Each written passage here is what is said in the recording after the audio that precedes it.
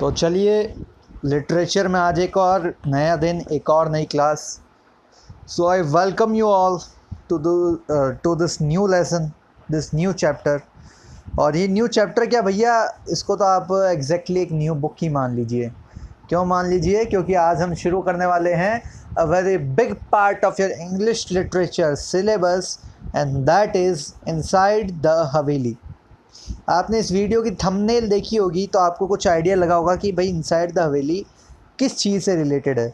क्या हवेली के अंदर कोई जो क्या कहते हैं, एक हॉरर मूवी चल रही थी, कोई डरावनी घटना हो रही थी, या क्या था? ऐसी क्यूरियोसिटी आपके मन में ज़रूर जगी होगी।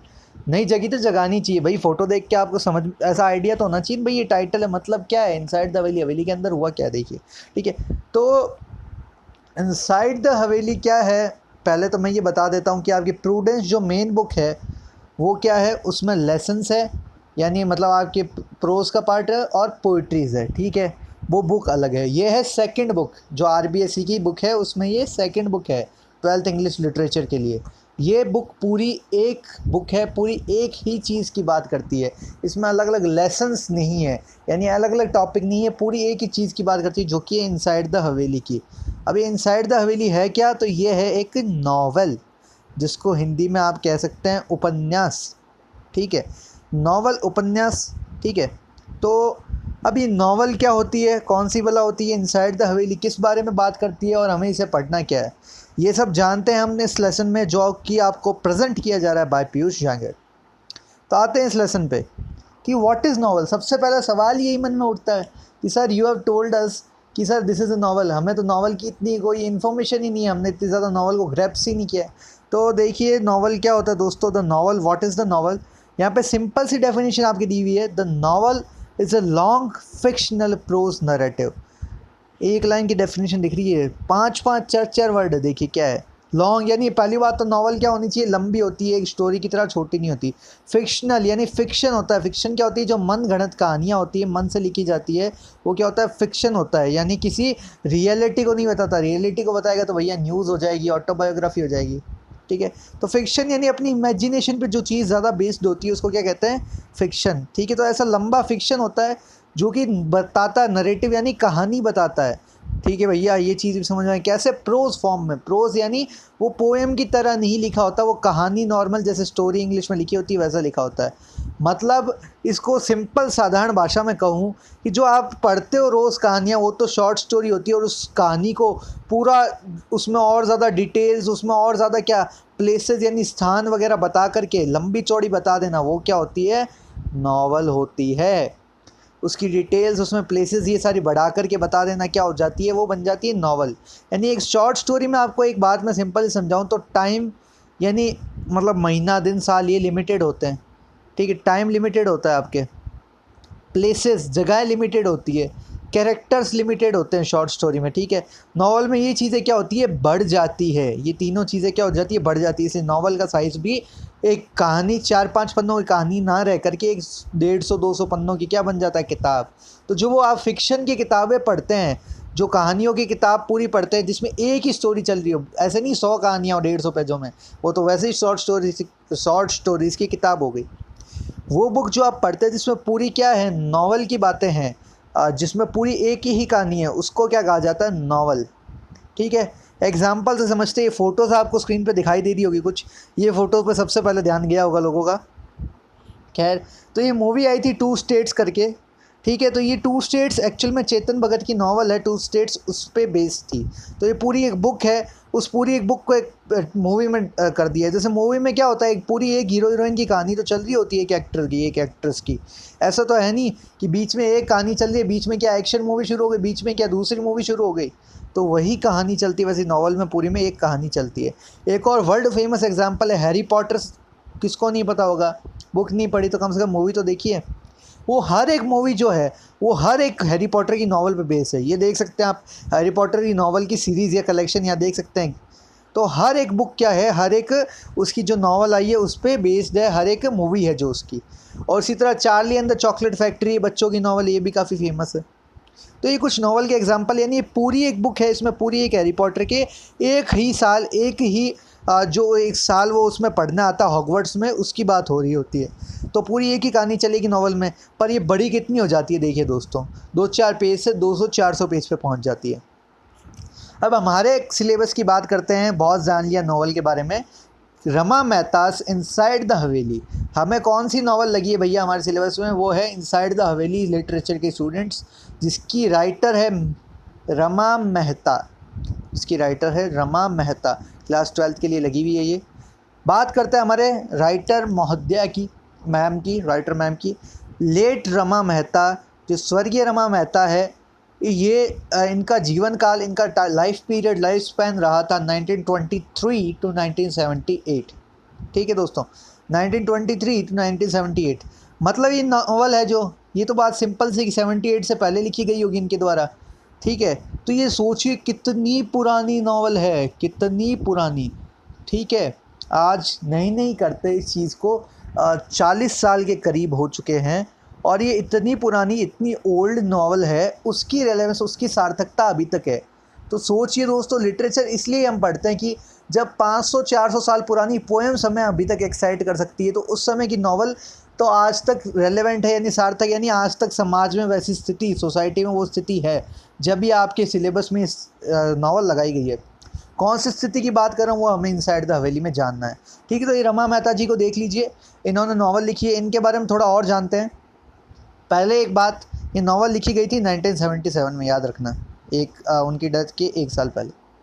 तो Rama Mehta was born in Nainital, उनका जन्म नैनीताल में हुआ था 1923 में। ठीक है भैया, एजुकेशन भी नैनीताल में हुई, और पीजी यानी एमए तक इन्होंने फिलोसॉफी में डीयू से की थी, दिल्ली यूनिवर्सिटी से। उस समय डीयू से पढ़ी थी, तो कितनी वेल एजुकेटेड थी ये, आप देख सकते हैं।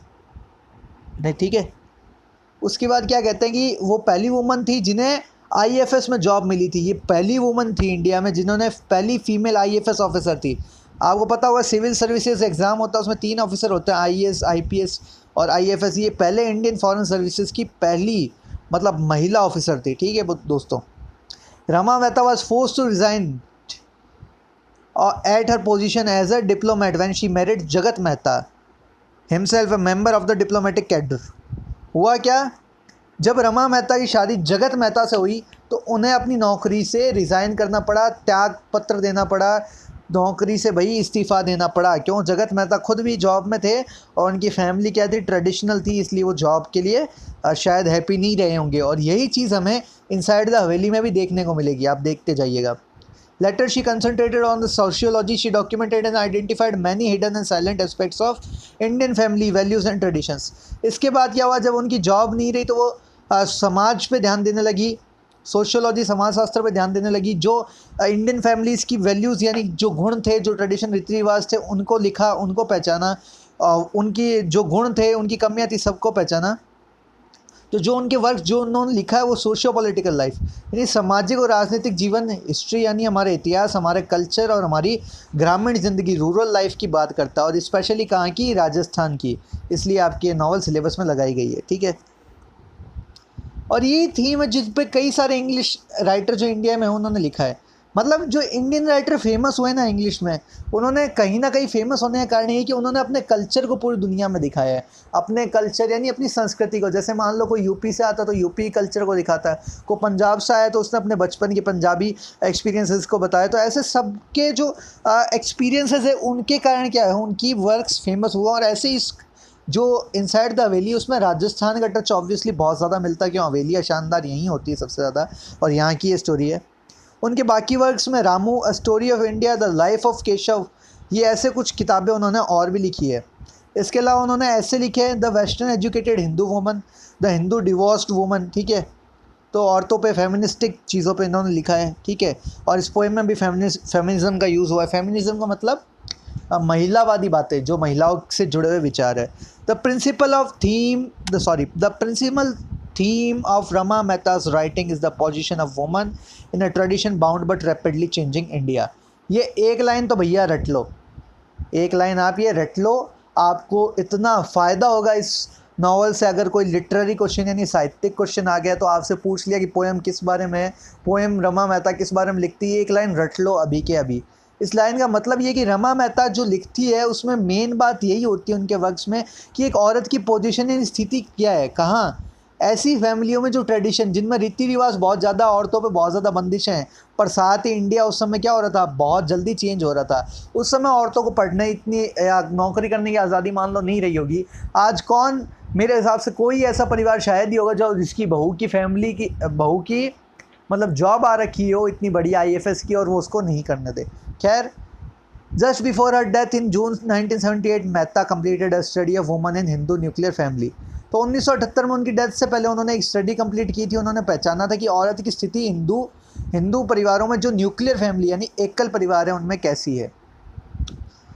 भैया अब बहुत बोरिंग बात हो गई, ये न्यूक्लियर फैमिली, सोशियोलॉजी, इन सब को छोड़ो, लंबी गहरी सांस लो। अब बात करते हैं प्लॉट की। प्लॉट क्या होता है? वो 20 बाय 40 का प्लॉट जो आपके घर के पास है वो प्लॉट नहीं होता दोस्तों, उसकी बात नहीं हो रही है। प्लॉट मीन्स इसका, हाँ, उससे अर्थ आप ऐसे लगा सकते हो। देखिए प्लॉट क्या होता है, प्लॉट ज़मीन होती है जिस पे क्या होता है, घर बनता है। तो वैसे ही क्या होता है, प्लॉट नॉवल की ज़मीन है, नींव है जिस पर पूरी नॉवल खड़ी है। कहने का मतलब ये प्लॉट क्या है, इसकी स्टोरी का समरी एक तरह से कह सकते हो, स्टोरी की आउटलाइन है एक तरह से इसकी, जो क्या कह सकते हैं, धागा है जिसने इस पूरी माला को बांध रखा है। ये धागा निकाल दो तो माला टूट जाएगी, वैसे ही क्या है, ये प्लॉट निकाल दो तो स्टोरी में क्या बाकी रहेगा। तो ये धागा है जो प्लॉट है। ये देखिए, जैसे मान लो माला है, इसमें मोती पिरोए हुए हैं, ठीक है। तो ये धागा है जो क्या है, प्लॉट, और मोती जो इसके कैरेक्टर और बाकी बातें हैं, ठीक है ना। तो प्लॉट यानी स्टोरी यानी कहानी इस नॉवल की क्या है, इस नॉवल में किस चीज़ के बारे में बात है।